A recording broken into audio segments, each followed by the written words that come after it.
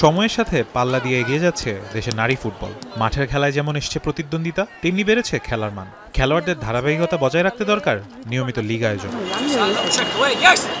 2025 সালেই AFC Asian cup বাছাই পর্বের মূল পর্বে জায়গা করে নিয়েছে আফিদা ঋতুপর্ণারা। বাংলাদেশের ফুটবল ইতিহাসে নিঃসন্দেহে অন্যতম বড় অর্জন এটি। এত বড় অর্জনের পরও দীর্ঘদিন ধরে নেই স্বীকৃত কোনো ঘরোয়া লীগ।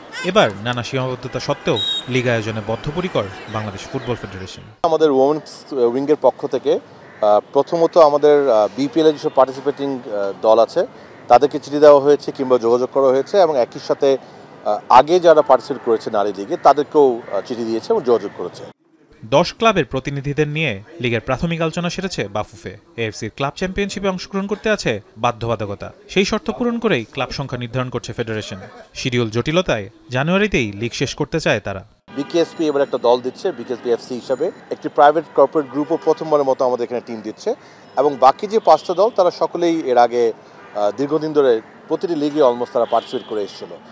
প্রথম 2 বছর ফিফা উইমেন ডেভেলপমেন্ট প্রোগ্রামের আওতায় মেয়েদের লিগ আয়োজন করবে বাফুফে। ফিফা থেকে পূর্ণাঙ্গ সহায়তা পেতে তাদের প্রতিনিধিদের তত্ত্বাবধানে হবে এবারের আয়োজন।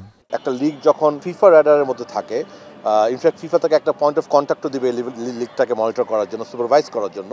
So that's also very good news.